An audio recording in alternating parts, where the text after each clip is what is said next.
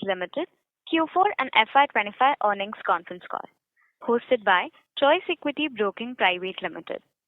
As a reminder, all participant lines will be in listen-only mode, and there will be an opportunity for you to ask questions after the presentation concludes. Should you need assistance during the conference call, please signal an operator by pressing star then zero on your touchtone phone. Please note that this conference is being recorded. I now hand the conference over to Ms. Deepika Murarkar from Choice Equity Broking Private Limited. Thank you, and over to you, ma'am. Thank you. Good noon, everyone. So on behalf of Choice Equity Broking, welcome to the Q4 and FY25 post-earnings conference call of Vardhman Special Steel Limited. I also take this opportunity to welcome the senior management team. So on today's call, we have with us Mr. Sachit Jain, Vice Chairman and Managing Director, Mr. R.K. Ravedi, Executive Director, Mr. Sanjeev Singla, CFO, and Ms. Soumya Jain, Executive Director. This conference call may contain certain forward-looking statements which are based on the beliefs, opinion, and expectations of the company as on the date of this call. These statements are not guarantee of future performance and involve certain risks and uncertainties which are difficult to predict. I now invite Mr. Sachit Jain from the management side for the opening remarks, to be followed by the question and answer session. Over to you, sir. Thank you. Thank you so much, and good afternoon, everybody. In addition to the names mentioned, Sonam, our company secretary, is also on the line. Thank you so much for being here with us, and this has been a good year for us. We've had record production, record sales, and we have tested our rated capacity and our targeted capacity of 300,000 tons a year for 1 month, 25,000 tons of billet making. So we tested that. That was one big achievement that we've had. The second area I would say is that we were implementing our COX block. This is a sizing block which comes in the rolling mill. It's an attachment which gives us precise diameter control, and we can go into precise dia, including in decimal ranges also. So first decimal point. So that becomes a better value-added product for our customers. It's a standard product for good mills. It's not something exotic that we've discovered. So no R&D involved. It is, but for us, the important part was we could manage it with a very small shutdown. So we were told by the directors of COX, who have got 25, 30 years experience, that this was perhaps the fastest implementation anywhere in the world. The mill was shut down for 23 days, and we could start hot trials. So that was something very exciting, and we're looking forward to this. With this implementation of the COX block, 3 things would happen. As I said, 1, precise control would happen. Second, our capacity in rolling would increase, which means our over time our job work for outside rolling would come down. And 3, our working capital inventory would come down. So as you know, as of 31st March, we had a high working capital inventory, finished goods inventory primarily because of the shutdown. So it first come down to normal levels, then over the next 6-8 months, we hope to bring those down to the new targets. Apart from this, this is the first year we have given a dividend of 3 rupees. We were able to increase the dividend from 2 to 3. This is a 26% dividend payout, and our target is to maintain around 25% dividend payout. So we are at our target, and our company policy is always to maintain as far as possible or increase dividend while trying to be around 25% dividend payout, and we'll be targeting that. The other big thing is that we were discussing that we intend to put up a new plant. We've been discussing this over various con calls and various meetings with large investors who showed interest in the company. And finally, we've been discussing with IT for the last almost a year. And finally, the board has taken a decision in the meeting yesterday to put up the new plant. We have selected this plant to be put up in Punjab. We believe Punjab is a very strong location to put up an alloy steel plant. This will be green steel. It will have a solar plant right from the beginning, and our carbon footprint would be lower than the existing plant. The investment as of now is targeted to be about 2,000 crores. In addition to more of the same, that is expansion, we'll be able to increase the diameter sizes towards the higher diameter products that we don't have. We'll be able to improve our quality from our current levels, and we'll be able to reduce costs from our current levels. In addition to this, the new plant will give us flexibility to later on add other products. No decisions taken on that, but products like wire rod, which are in short supply, high quality wire rods in short supply in India. A lot of them get on, especially for top quality fasteners. This is something which we are hearing from the auto OEs, that there's a shortage in this product. And then it also gives us flexibility in the future, again no plans just now, to move into non-automotive steel products, which is something I've been talking in the past in my annual reports, in my letter to the shareholder in the year I think 2017 or 16 or 17, I've been talking about the desire to move to non-automotive steels. Of course, with Aichi's partnership, that thought was postponed. It was never dropped. So with the new plant, we will have the flexibility at some stage to move into those non-automotive steel plants also. Overall, our partners Aichi are also very excited about this project, and we'll be discussing with them to provide us the full technical know-how to put up this plant, and all those in the next few months we'll be discussing with them how to move forward in that area also. And the plant is going to be financed through a mix of equity and debt, and so there will be equity issuance in due course. And we have talked to banks, so at least 3 banks have expressed support to give us the loans for this project. So again, in due course, all that will be done. So the process of land purchase has begun, and hopefully in the next 2 to 3 months, we should be able to complete the land purchase. And once that is done, then we'll apply and make good application for environmental approval and so on. That's all for my opening remarks. Mr. Singla, our CFO, will take you through some financials, and then you're open for Q&A. Thank you, sir. On the financial performance for the full financial year FY25, our total sales volume is 215,000 tons, which is higher by close to 11% over the previous year. And in terms of value, it is higher by only 6.2%. So the difference is because of the price reductions happened during the year. So first decrease was happening from 1st of July and then from 1st of October. So with these price reductions, our total revenue in terms of rupees has increased by 6.2%. As a result, our EBITDA, including other income, is 177 crores, as against 172 crores in the previous year. EBITDA per ton, we have achieved 8,200 rupees per ton, well within the stated range of 7,000 to 10,000 rupees for the year. And as a result, our PAT stands at 93.09 crores, marginally higher than over the previous year. So the dividend, Jansar has already discussed. Solar power plant is the one item which we are expecting to be commissioned in the current year from 1st of July. The plant will be commissioned, and accordingly our 40 to 45% of power requirement will be.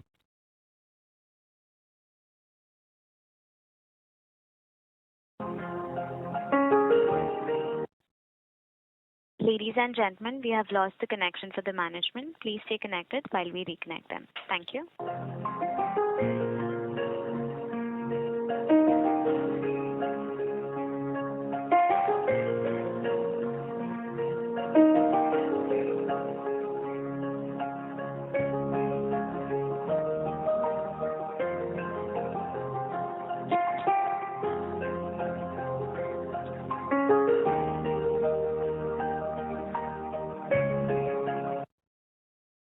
Ladies and gentlemen, we have the management connection back on call. So please continue.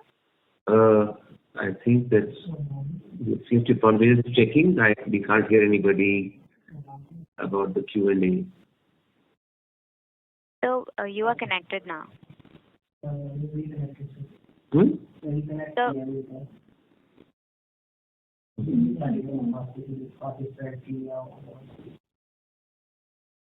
We have disconnect and reconnect?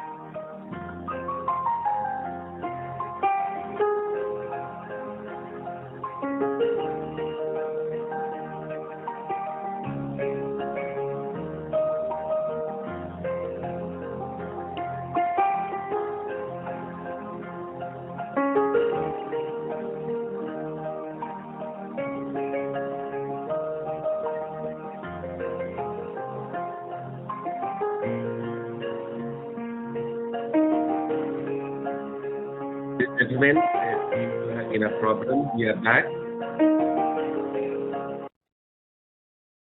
Ladies and gentlemen, we have the management connection back on call. So please continue. Now, I don't know which part were we cut off. So, were my comments completely heard? Yes, sir. Last few lines were missing.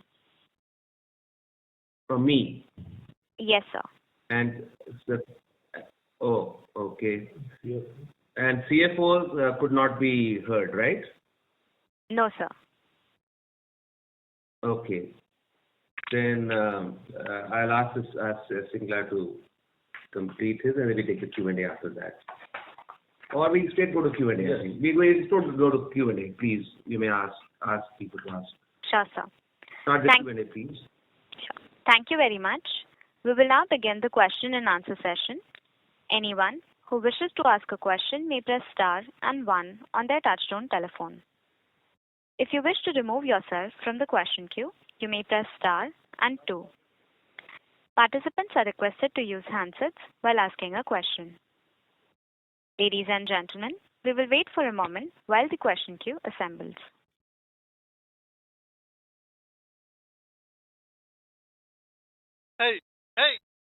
The first question is from the line of Muskan Rastogi from B&K Securities. Please go ahead. Hi, sir. Thank you for the opportunity. My question is, to reach rolling mill capacity of 250,000 to 260,000 tons, what is the left out capex? And from September, once we reach full 250 to 260k tons capacity, what is the capex plan for rolling mill capacity for next 2 years? And additionally, what is our capex plan for 2 years for this 20 billion investment? And will the capacity commissioning will come in phases or all at once at FY30?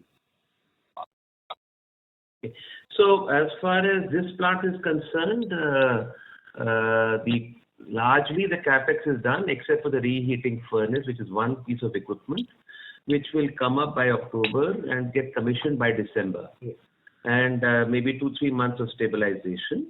And then after that, the rolling mill capex is complete. So no more capex in the rolling mill. The other so capex how much which is pending is for a non-destructive. I'm sorry? So how much capex we've done to reach to 250? Like you said, largely it is done. So how much is it? That amount already been announced, but again, Last year we have done the total capex of 127 crores, and as Jansar has explained, reheating furnace will be done in the current year. So another 50 to 60 crores, and then reheating line. The left out capex. I'm sorry, the left out capex. Left out capex in the next 2 years, including this FY26 and FY27, will be close to 175 crores. Okay. So out of that, about 55-60 crores for the rolling mill, remaining part, and the other part for the entity line, environment expenses, and other expenditure. Okay, sir. After that, this plant is almost complete. So no major capex in this plant, and then replacement capex at the right time will again. That's normally going on. As far as the new plant is concerned, in the next 2 years, the major capex is only going to be land. So, and then the advances of machinery and all will start sometime in the financial year 26-27. So, no major capex apart from the land, which is going to happen this year. Okay, sir. So, with the limited capex requirement in the existing line, can we become net debt free by FY26? Our target is, if you don't take the capex for the new project, then we will be net debt free in the next 3 years. Next 3 years will be net zero debt. So we will have roughly 1,000 crore net worth company with zero debt to finance the new project of 2,000 crore. Okay. And so, like, I'm new to this industry. Could you help me? How will Cox Block help in reducing the inventory and increasing the quality? And what is the total investment in Cox Block, and what is the payback return that we are expecting? We don't separate out each individual expenditure, but it's a significant expenditure. That is one. And the quality improvement happens with precise diameter control.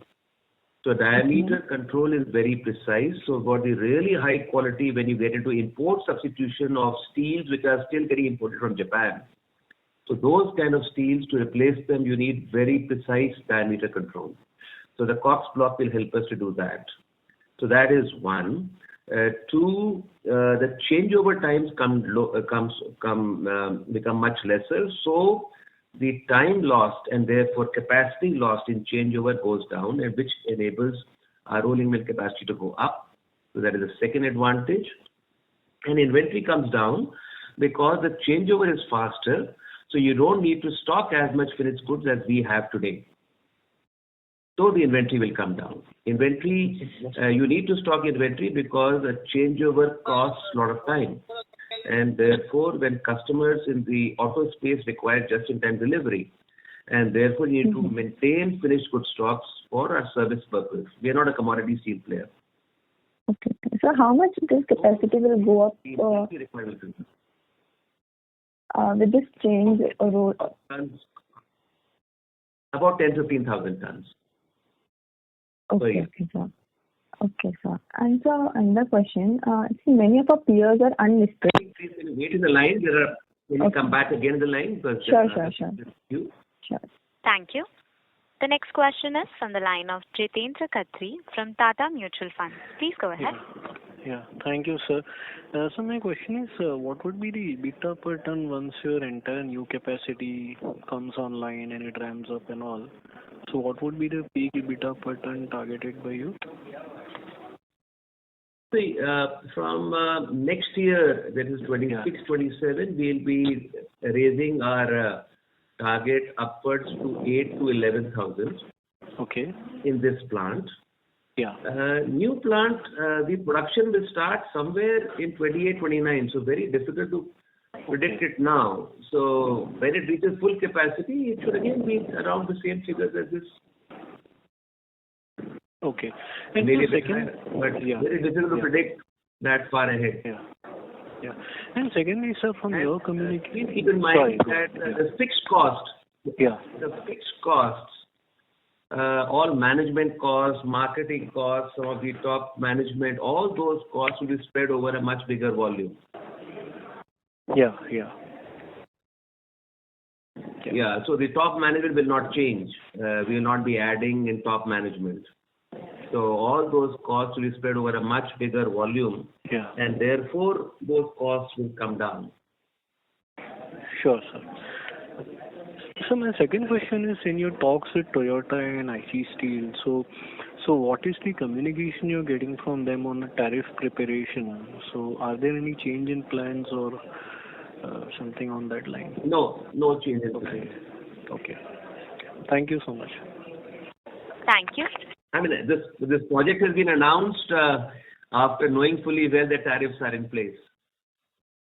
Thank you. Ladies and gentlemen, in order to ensure that the management is able to address questions from all the participants, please limit your question to 2 per participant. If you have a follow-up question, I would request you to rejoin the queue. The next question is from the line of Raman KV from Sequent Investments. Please go ahead. Hello, sir. Can you hear me? Yes, sir. Yes, loud and clear. Please go ahead. So, you said the solar power plant will commence by this year, and it will cater to the 40 to 45% of the power demand. So, how much will this have, impact on the EBITDA? Like, how much per quarter will the EBITDA, incremental EBITDA be? We are not sharing those figures or specific changes of costs and those things. So, but one of the reasons that we are confident of our range going up is because of cost-saving initiatives like this. Okay. And so I just wanted to understand why did the EBITDA margins during Q4 had a 370 bips impact? We don't see quarter to quarter is very difficult to explain, but one of the main reasons is we had a shutdown of the plant and therefore the plant production was very low. So that leads to, and a lot of job work outsourcing also happened. So all kinds of things happen. We don't discuss quarter to quarter. We look at annual EBITDA figures, and also depends on when raw material prices go up and the price changes happen later. So quarter to quarter situation will keep fluctuating. No, I meant year-on-year EBITDA margin itself has decreased. Like last year it was 11%, this year it was 7%. Year on year, the EBITDA is within our range of 7,000 to 10,000 rupees EBITDA per ton. Okay. The full year. Please don't look at any one quarter, and especially a quarter we've had a major shutdown. There you will get distorted results.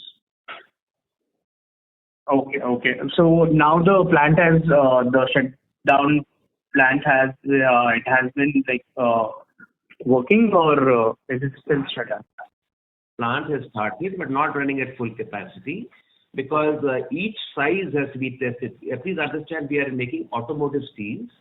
And therefore, each size has to be made, tested, and then given a clearance to go ahead. So full-scale production has not started, but production has started. That's the main thing. And the shutdown time was less, and all this has been taken into account in our sales forecast and inventory planning for the shutdown. Okay. Sir, I just have one doubt. The adjustment of quality and stabilization is so far seems to indicate it is taking much less time than we had anticipated and we were prepared for. Okay, sir. Sir, I just have one doubt with respect to the capex which you said earlier. So what was the capex? Like you said, 175 capex for FY26 and 27. And what was the breakdown? It is largely for, as we said, the reheating furnace, the non-destructive testing line, some R&D equipment, some straightening machines here and there, some environmental expenditure, combination of everything. Okay, sir. Thank you, sir. Thank you. The next question is from the line of Ritvik Sheth from One Up Finance. Please go ahead. Hi. Good afternoon, sir, and sir, congratulations on... Sorry to interrupt, sir. I would request you to please use your handset. Yeah, is this better? Yes, sir. Yeah. Yes. Hi. Good afternoon, sir, and congratulations on the announcement of the Greenfield plant. So, couple of questions on the Greenfield plant itself. So, earlier in the previous calls, you had mentioned that the capex could be anywhere between 1,500 to 1,700 crores. And we have announced a capex of about 2,000 crores. So any specific reason that it is significantly higher than we anticipated, or are we adding something? So, see, those things keep changing as some of the machinery configurations but initially it was just an idea. And now as our ideas are getting more refined and some of the equipment that we need to add in the plant, those are being looked at. Okay. So just to give an idea, this COPS block was something that we had not planned initially, that we said we'll postpone it, put it at a later stage. And now we're going to put it up in the new line also immediately.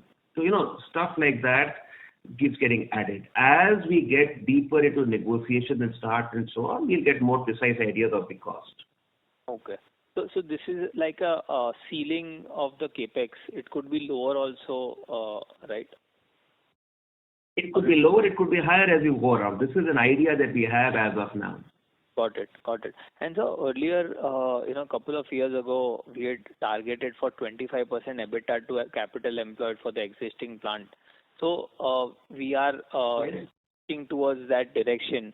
So does this hold true for the Greenfield plant as well, which you are going to set up? We will not at that stage be talking of separate plant-wise because products will be allocated to plants separately. But company as a whole, yes, when the new plant works at full capacity, we would like to target the same 25% EBITDA on capital employed. Okay. And so one last question. What is the amount that we will be spending on land? Total amount? We don't again give out all those specifics. Sure. Okay. It'll come out later at the right time. Sure. And any timelines on the... I said next 2-3 months, Next 2-3 months we want to complete the land purchase. See, funding is, as I said, equity. We have said in the past also, our partners at some stage will increase their stake. Now, when do they increase their stake? That is up to them. So in the next 3 years, at some stage, they will increase their stake. Okay. And so that will be one source of funding. And at some stage, if they invest, the promoter might also like to pitch in a bit. And then if there's a gap, we might do a QIP. So all those options are open to us. Sure. And so any incentives we will receive from the state government? Yes, we will receive incentives. Okay. So would it be possible to highlight that on 2,000 crores? What could be the incentives that? No, you can look it up in the Industrial Policy of Punjab. It's there. It's all public information. Sure. Okay, sir. So thank you and all the best, sir. Yeah. Thank you. Thank you so much. The next question is from the line of Saket Kapoor from Kapoor & Company. Please go ahead. Namaskar, sir, and thank you for this opportunity. Firstly, in continuation to what the previous gentleman was asking, sir, in terms of the government incentives जो हमें GST और electricity पर अभी प्राप्त हो रहे हैं, they are coming to the sunset. Are they comparable to that or capital subsidy भी है सर इस नए प्रोजेक्ट के लिए? आप जो देखो जो public information है, please don't ask those questions on a company call ना. ये public information है. आप देख लीजिए जो government policy incentives है. जी सर, जैसे आपने कहा कि tonnage हमारा improve होगा, and I think so monthly 25,000 is the run rate which we have hit for the month of March. So for the current financial year 25-26, नहीं दिसंबर में हमने किया है 1 महीने के लिए, बस टेस्ट किया है. तो अभी प्लान नहीं है इस साल वो कैपेसिटी अचीव करने का. ये कैपेसिटी अचीव करने का प्लान हमारा 26-27 में लेटर स्टेज पे होगा, बट 27-28 में we for sure we like to achieve that kind of production. Okay. Just to conclude, sir, so what should be the tonnage we should work? Other come again. अगले साल के लिए हमारा idea होगा, इस साल 2,15,000 टन है तो 2,25,000 टन के आसपास अगले साल, और उसके अगले साल हम 2.5 लाख के आसपास करने का प्लान करेंगे. Okay. So when we look at the presentation, hello. Again, can you come back to दूसरे को चांस देके आप वापस आ रहे हैं? हाँ सर, मैं दोबारा क्यों में आता हूँ. Thank you. हाँ जी, please. The next question is from the line of Angad Katade from Samiksha Capital. Please go ahead. Thank you for the opportunity, sir. Sir, two small questions. Any plans for plant shutdown in FY26? Yes, there will be some more shutdown because जब reheating furnace लगेगी, then we will have a small shutdown, but no major shutdowns now. Okay. And sir, you mentioned during the call that the new plant will start contributing from FY28-29 onwards. So just want to ask, will the new plant capacity will start in multiple phases or is it on one go? No, it will be one shot commissioning. So there are two parts to it, melting and rolling. Very difficult to synchronize which they'll come up exactly the same time. So one may come up a little earlier than the other, that's all. But it's just an implementation part. As far as plan is concerned, it'll be one furnace, one rolling mill, one data refining furnace, one vacuum degassing, and one caster. So it's all one single line. So it's not going to come up in phases. It'll come up one shot. Got it, sir. So thank you. I'll get back in. Capacity utilization will come up in phases. Capacity utilization will come up in phases. Thank you. The next question is from the line of Maitri Shah from Sapphire Capital. Please go ahead.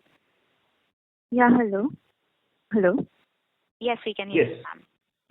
Yeah, so previously you guided for an EBITDA range of 8,000 to 11,000 was that for FY26 or FY27?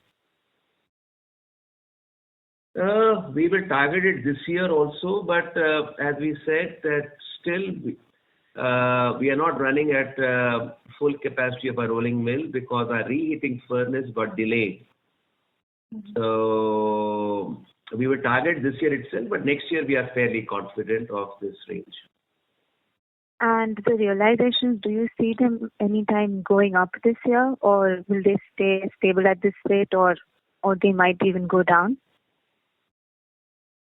I don't indulge in forecasts on pricing. That's something which is not in our control.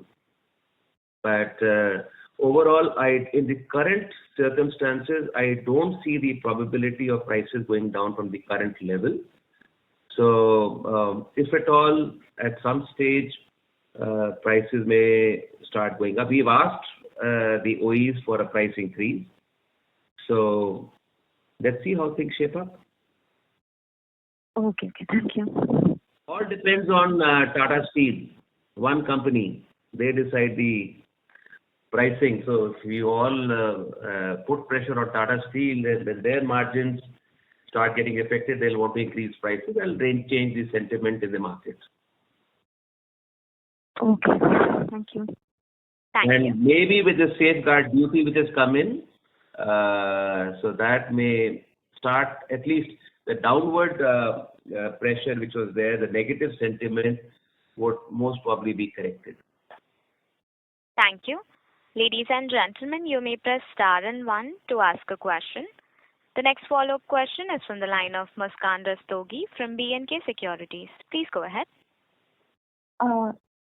So thank you for the opportunity again. So I wanted to ask, many of our competitors are unlisted. So getting data becomes difficult. Since you're interacting with the marketing team, I want to understand the demand and supply scenario. Also, could you please talk about the dynamics and reason for the pricing pressure, and will it continue or not? One, demand is okay in the car segment. It is okay in the two-wheeler segment. The problem seems to be in the commercial vehicle segment, and the growth is not happening to the extent people had forecasted. And, Other industry size? I'm sorry, we are primarily in the car and two-wheeler segment, so we are fine. And the other issue is exports of components, which is another area where our steel goes.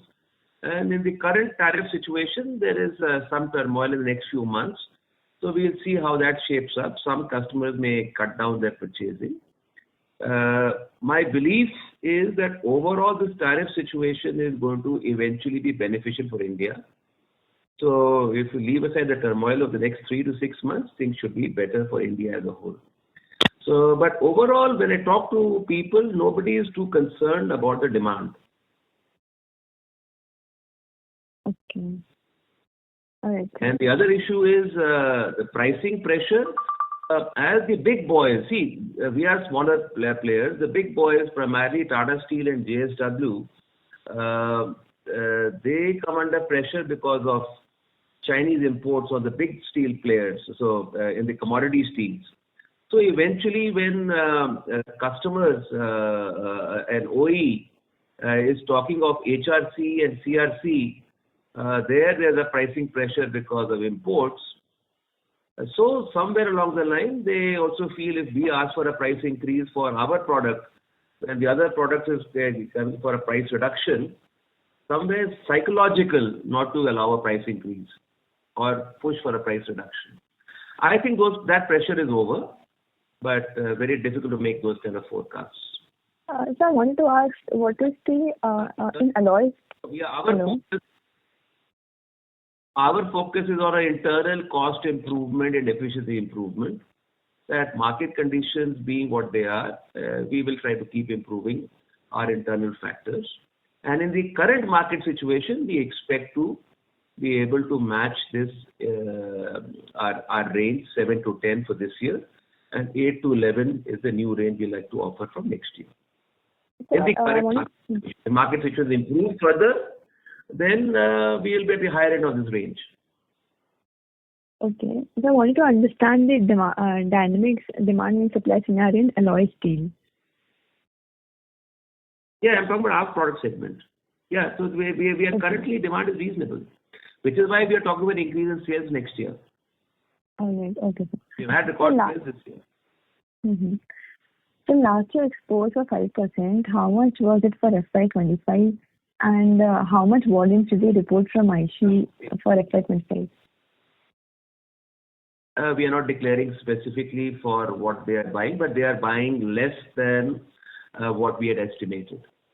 Toyota sales in Thailand have come down a bit. So their own sales have come down, and therefore their requirements have not been commensurate to what we were expecting. And we are working on alternate plans to see where what they had said could be made up. We are working on how much was exports this year? 5%. 5% only. Okay. And so last question, what is the market share? And you mentioned that with IC tires, we can get more business overseas and opportunities overseas. So for exports, how much mix are we expecting from IC? We don't take out any such numbers. We'll see how things shape up. And I was surprised to learn from my export team that we are by far the largest exporter from India. Even at 5%, we are by far the largest exporter of alloy steel automotive steel bars from India. Okay. Okay, sir. In Thailand, which is the biggest market in Southeast Asia. Thank you. Before we take the next question, a reminder to all the participants that you may press star and 1 to ask a question. The next follow-up question is from the line of Saket Kapoor from Kapoor and Company. Please go ahead. Yeah. Dhanyawad, sir, for the opportunity again. So when we look at your investor presentation, yes, sir. In the investor presentation, sir, we find two slides wherein we are mentioning wide range of rolled and bright bar products and diverse application of our products. So can you make, sir, I'm sorry for this question, but I cannot, what do we make of this diverse application of our products? These goes to the OEMs or these are the final products for which the bars are used? नहीं, ultimately it goes to the ओईज. हमारे जो सारा business है वो automotive business है, तो या वो कार में जाएगा या टू व्हीलर में जाएगा या ट्रक में जाएगा या ट्रैक्टर में जाएगा.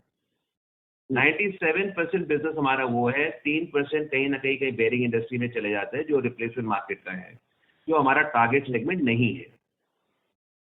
ओके. और डाइवर्स वो हुआ बिकॉज ये डाइवर्सिटी हो गई cars, two wheelers, trucks and tractors. Then diverse हो गया various kind of parts. Rear axle shaft है, एक्सेल्स है, गेयर्स है, पिस्टन पिन्स है, कनेक्टिंग रॉड्स है. तो अलग अलग पार्ट्स ऑफ व्हीकल्स में हमारा स्टील जाता है. 400 से ऊपर ग्रेड्स हम बनाते हैं. So that means हमारा जो end product है, hello,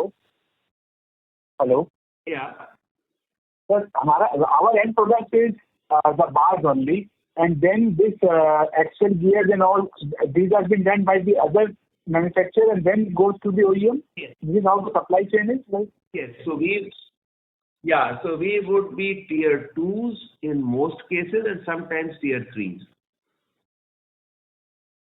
Okay, so the casting players and all are also buying from us and then creating that Excel shaft for buses and all. That is what the... No. Our customer segment is a forging industry. So our products are all forging steel. Largely in forging steel. So our products will be taken by a customer who will forge the product. Then there will be some machining, which will go into an assembly, which will go into the automotive company. Some parts will go for direct machining. That's a smaller part of our business. But there is a proportion which goes straight for machining without any forging. But largely our product goes for forging industry. Okay. And just to conclude, sir, when we see players like GNA Axles or Auto Axles, are they in the second, third tier to result into the end product, or they do not fall in our value chain? Companies like Auto Axle and GNA Axles? GNA Axle is a large customer of ours, and they would supply to a tier 1 like Meritor, and that Meritor would be supplying to the OE company. So GNA Axle for our product largely would be a tier 2 and we'll be a tier 3. And in some cases, some of our products, they may be supplying directly to the tractor manufacturers, in which case they'll be a tier 1 and we'll be a tier 2. Correct, sir. Thank you, sir. I joined the queue, sir. Thank you. Participants who wish to ask a question may press star and 1 now.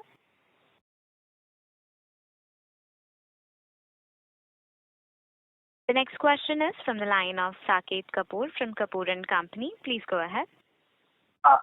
Yes, sir. Just to press upon the point, sir, when we speak of 2028-29 and we running short of capacity, so can you just translate for us what gives us this visibility of 3 to 4 years down the line? Is it the historical part, or are we seeing the end customers also planning similarly in terms of the, जैसे sir आपने अभी जो value chain बताई है, other players are also in the same situation? That is what has given us the fillip to come up with this greenfield facility.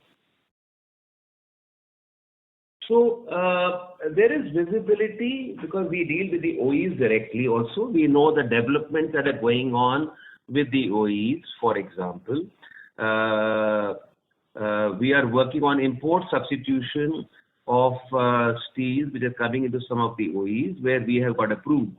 And we know that after 1 year of testing and so on, those businesses will result in actual business coming in. And initially it will be gradual, and then over next 2-3 years it will pick up more volume. So we have an idea of how much business will come in. Similarly, we've talked about European OE coming into India. They're coming in again in May. I met them in Europe in March. So they are very gung-ho on sourcing forging parts from India. So again, those are developments that are going on. So we have full track of developments which are going on with specific OEs. So that gives us some confidence. Second, there is natural growth in the auto market. So the CAGR over the last several years has been 6 to 7% in the auto market. So that kind of growth will keep coming in. And then in addition, there are tailwinds like green steel and circular economy. As the government of India and the world is pushing to reduce the carbon footprint, Government of India has come out with a definition of green steel is below 2.2 carbon footprint. We are today at 0.72, and after our solar plant, we'll come down to about 0.45 or 0.48. So we will be amongst the lowest carbon footprint steel companies in the country. And that gives us, once the government starts putting in these norms, we will get an advantage. And as the global OEs, some of them are putting in pressure on reducing carbon footprint, then there will be better sourcing for us. So we believe just now people are talking. In the next 2-3 years, we'll start translating into business, which will lead to a bigger shortage than what we are forecasting today. And we feel that by the time a new plant comes up, it will fill up maybe much faster than any of our forecasts that we have done for getting approval of the board. So we are not taking any of these trends in our forecasts, but these trends are very clearly visible. And as we talk to customers, they are talking about it very seriously. One of the reasons this European OE is coming to us is only because of green steel. And one more OE has already approved us, a European OE. So one has approved us, one is in the process of approving us. And gradually more such companies will come in. We are today perhaps the leading company in this area, or amongst the leading for sure. But in the automotive space with our customers, we would be far ahead of most of our competitors in this area of green steel. And the second area of circular economy, which means scrap coming in from the auto company, coming to a steel company, going to a component maker, and going back to the auto company. We are far ahead of our competitors in this space also. So this all is serious talks going on, and the moment it happens, translates into reality, we will be facing much larger orders than what we are currently doing. But all this is currently talks. These talks will materialize at some stage. At some stage could happen next year. It could happen 2 years down the line, 3 years down the line. As of now, we have no way of predicting that. Apart from the fact that the seriousness with which people are talking on this topic is very high. So you have to draw your own conclusions. Sorry to interrupt, sir. I would request you to rejoin the queue for your follow-up question. Thank you. The next question is from the line of Kirtan Mehta from Baroda BNP Paribas Mutual Fund. Please go ahead. Thank you, sir, for giving the opportunity.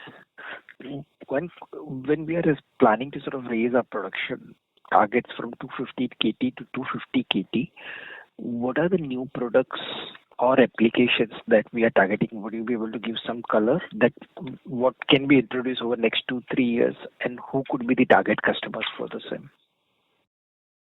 Well, there are no new products. There is the same products. There will be some changes in chemistry to meet the requirements of a particular customer.